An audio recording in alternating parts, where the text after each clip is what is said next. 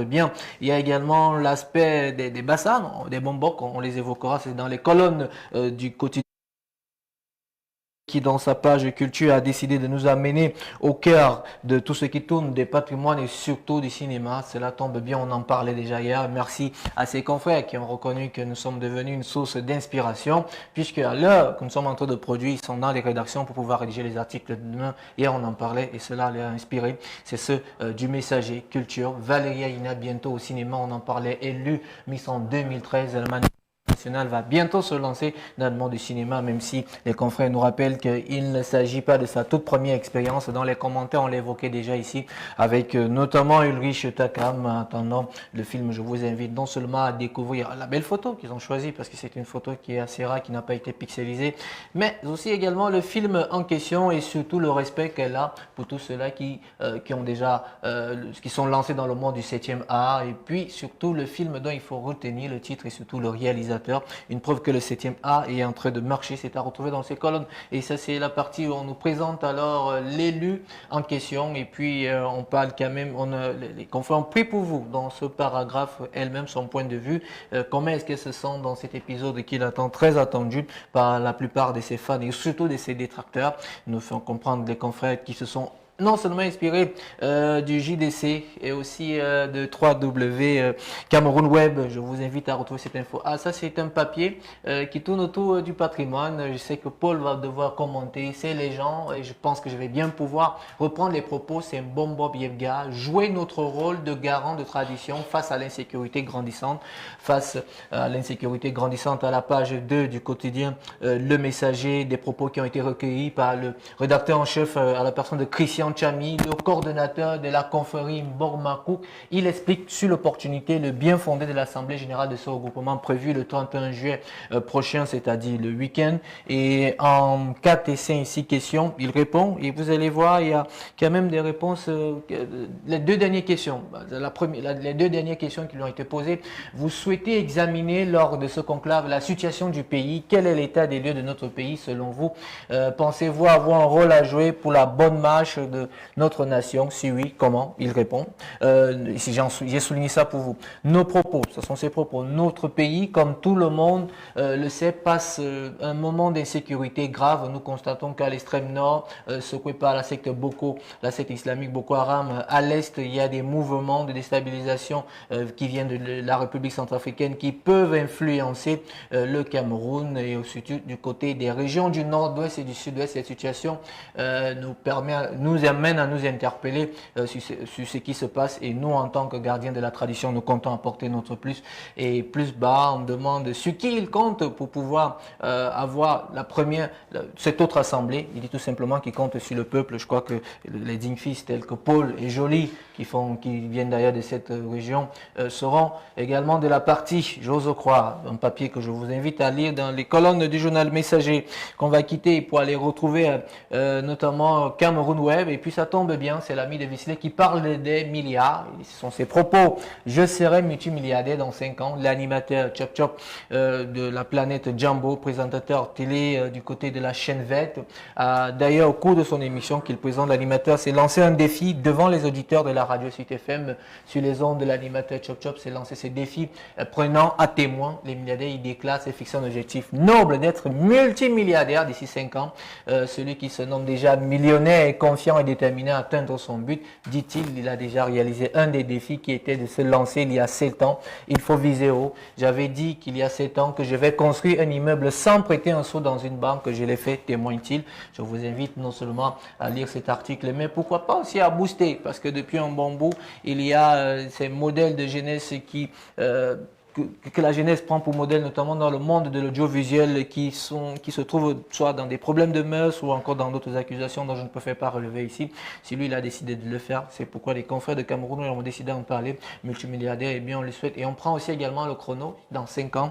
C'est rendez-vous en 2026 pour pouvoir compter ensemble ces milliards, a-t-il déclaré.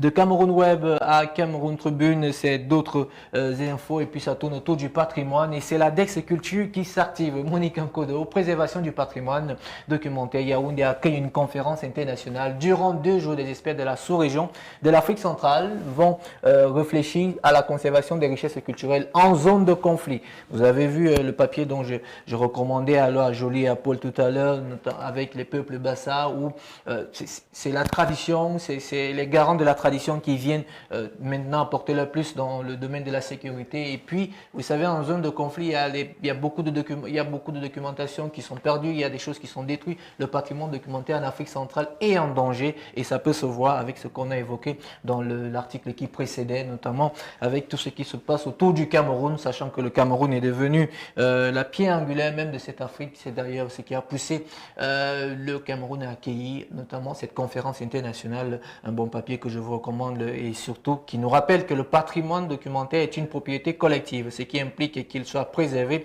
ou protégé, accessible, bénéficier à tout un chacun.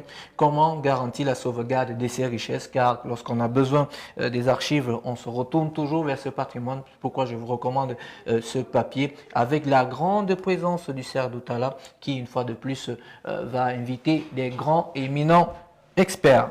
De Cameroun Tribune, on va toujours rester cette fois-ci, mais ce sera dans le monde de la littérature, entre le visible et l'invisible. C'est d'ailleurs Aimé et Francis Amourou qui signent cet article, La fille de Chimbok. Une poignante histoire mêlant habillement le fantastique et l'actualité, servi au lecteur, un auteur inattendu, Jean-Pierre Abba, médecin et militaire. Vous voyez que tout tourne autour de la sécurité et aussi également des militaires. Qui a dit que si on était médecin, on ne pouvait pas écrire, ou encore si on était militaire, c'est d'ailleurs le cas.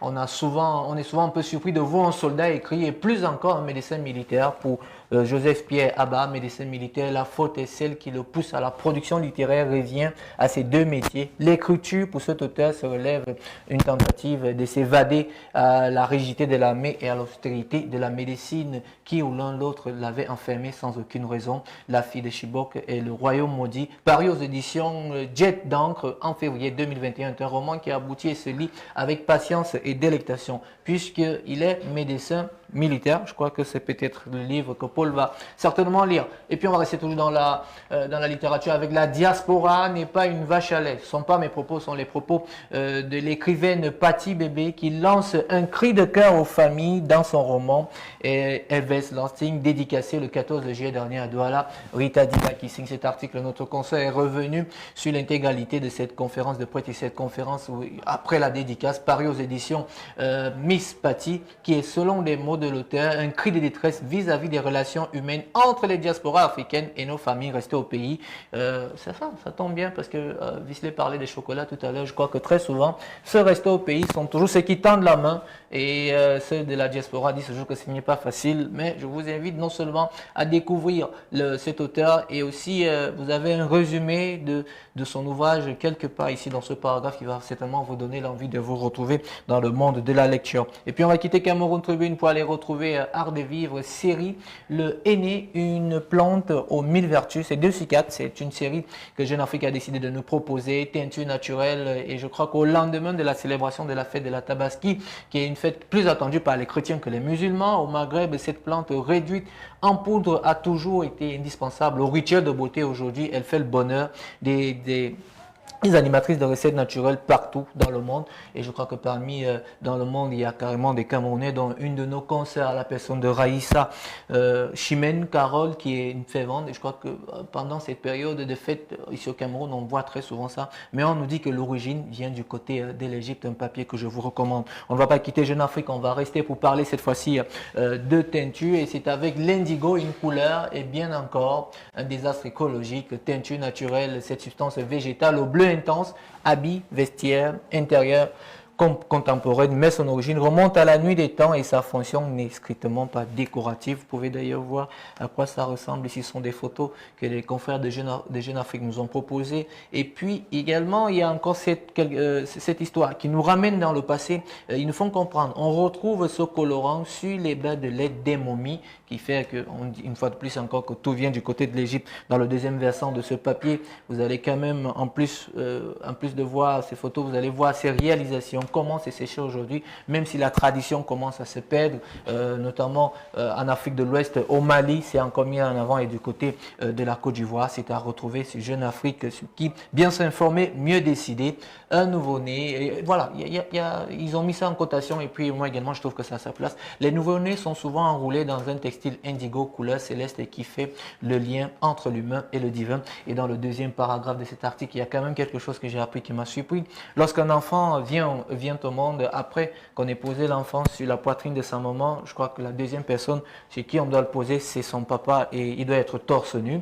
Une fois que cela a été fait, on doit l'enrouler dans l'indigo. Je me demande si avec la modernité, c'est là encore faisable. Certainement, vous allez me donner des réponses, puisque nous sommes en live sur la page de B-News, et puis on va conclure avec l'islam, et puis cela tombe bien, puisque c'est joli qu'il avait introduit ici, Rodrigue, c'est lui qui nous a envoyé notamment cet article que vous pouvez retrouver sur www.events.com. Le Cameroun obtient son ticket de qualification pour la seconde édition de l'African Cup Slam Poetry. Le Cameroun qualifié pour les quarts de finale, et qui va aller en compétition avec la Guinée, le Togo, le Botswana, l'Algérie, le Tchad, Madagascar et de la Mauritanie. La compétition va se tenir en novembre 2021, en espérant que de ce côté, Covid va permettre à ce que les Camerounais puissent se rendre. Une preuve encore que ce côté du slam et de la poésie commence de plus en plus à s'intégrer dans le monde des arts et de la culture. C'est avec ça qu'on va conclure cette revue. Vous connaissez déjà la formule, abonnez-vous au kiosque, les journalistes vivent de leurs écrits. Je serai ravi pour vous retrouver demain pour une autre sortie du JDC, naturellement. Alors, puisque vous avez parlé du slam,